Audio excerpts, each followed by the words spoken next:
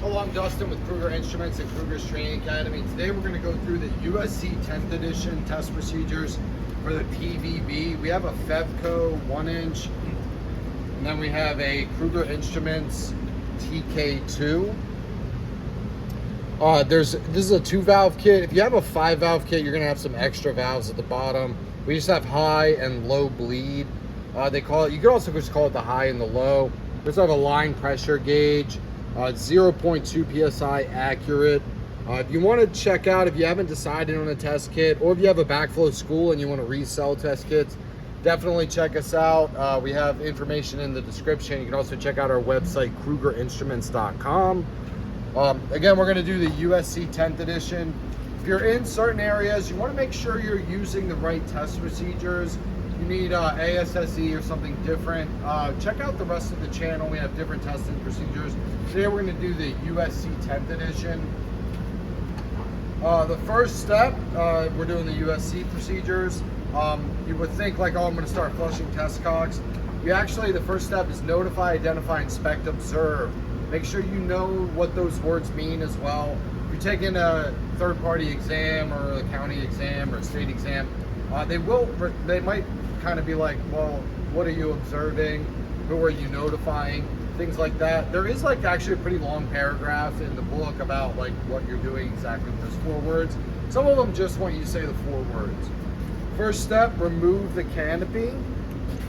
If you're in a class or an exam where like none of the valves have canopies, you just kind of, sometimes they want you to kind of verbally just say like, I'm removing the canopy.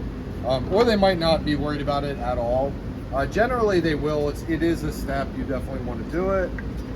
Flush your test cocks. Since there is no relief valve on the PVB, it doesn't really matter what order you do. Make sure if you're in a class, you're not like spraying your neighbor, so you don't want to like smack it. Just kind of like briefly. You're trying to make sure there's no debris in the test cock, and also that the test cock is full of water.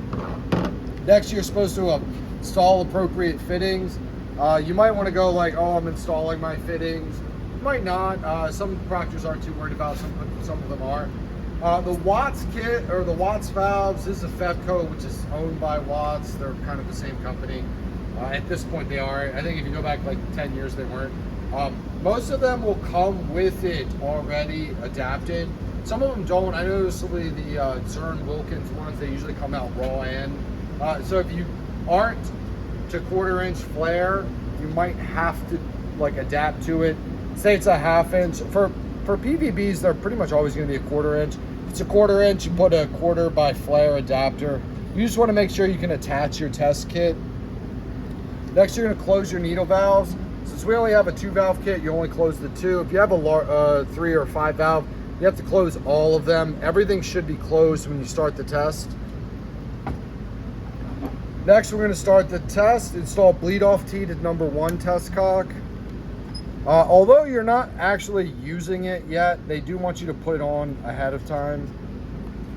Attach your high hose to the high side of your test kit.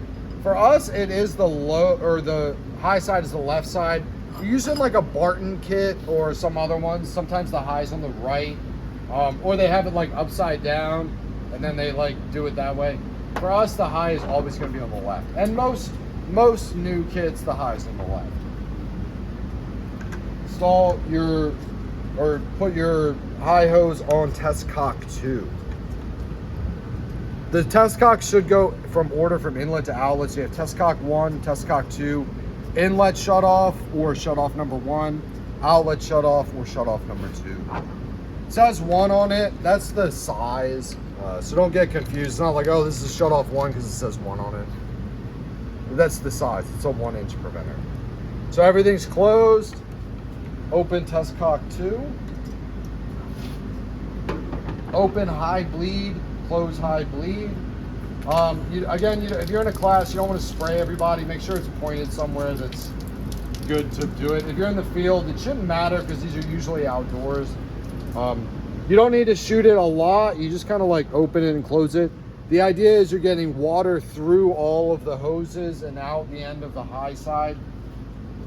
In certain circumstances, say like you never bled it and it's full of air, you could actually get inaccurate readings. The air tends to like dissolve in the water inside the kits. Close shut off 2. The way it works with USC, you should have this level with the air inlet when you close shut off 1. So if you close shut off 1, then drop it, take it all over, they actually have a problem with that. So you want to shut off 1 while it's level with your air inlet. Then we're going to get the air inlet opening point, slowly open high bleed. Some people say a quarter turn. I would do like a lot less than that. You just kind of open it a tiny bit. Pressure starts dropping. You want to get it when this air inlet opens. So it's dropping, dropping, dropping. Looked like about 5 it opened. That is a little high. I feel like there might be a little air in the system. But since we got 5, we want to go ahead and write it down as 5. So air inlet opened at 5.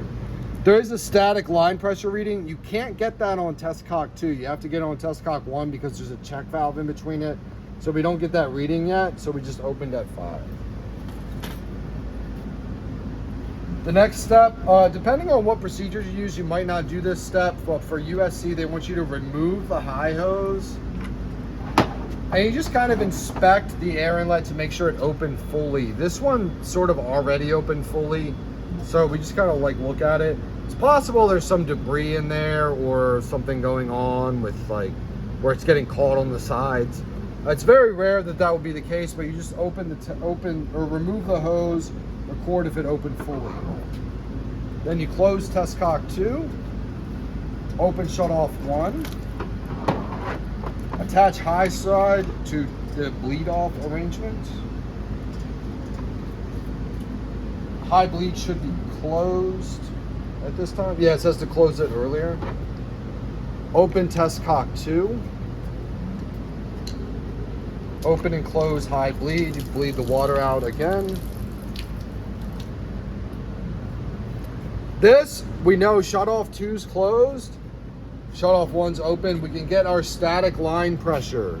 So 45. If your class doesn't require you to get the static line pressure, then you don't worry about it. So static line pressure 45. Also, we did the air inlet open fully already, so we go ahead and check that.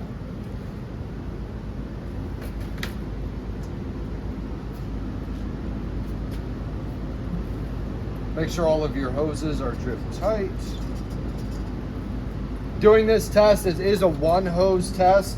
So if any of your stuff is leaking, it will actually affect the test. So you want to make sure all of your hoses are drip tight at this point. Next, you close shut off 1. Open test cock 2. Water keeps running. Depending on the size of the valve, if you have like a 1/2 inch valve, it might not run as much. This is a 1 inch, so there's a lot of water. You want to wait until that stops dripping. If you take the reading before it stops dripping, you're actually not really confirming that the shutoff is tight. Or I think it has to be a slight drip. So we'll call that a slight drip. I'm reading 1.6. The way these gauges work, the longer lines are 1. So you have a floating 0. The first one is 1. 1, 2, 3, 4, 5, 6, 7, 8, 9.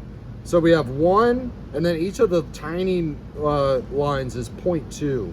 So I'm getting 1.6. So we go ahead and write for the check valve, close tight, 1.6 differential. Because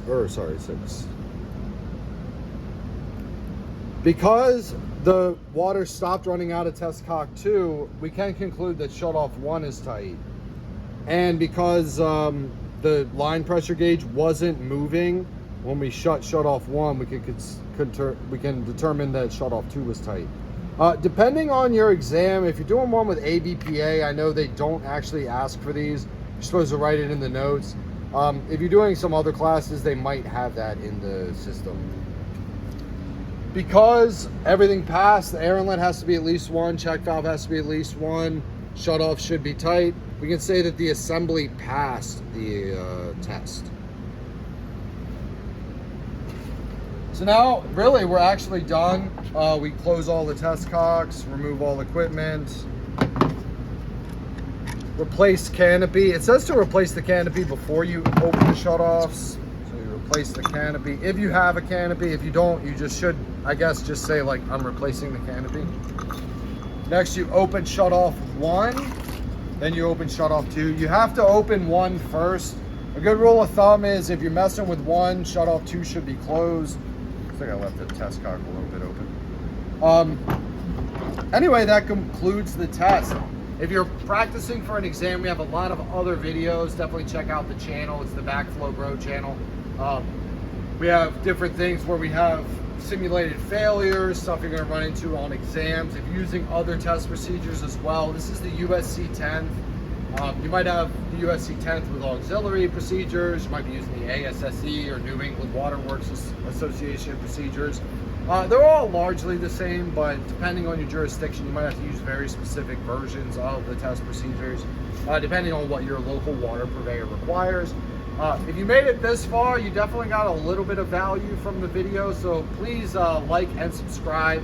Helps the channel a lot. If you have a question or you notice an error in the test procedures, definitely comment. A lot of times people are watching, they have a question, they look at the comments, someone already asked the same question or already had the same comment, and it helps them get it a little quicker. I know you're probably studying for an exam or you're in a class.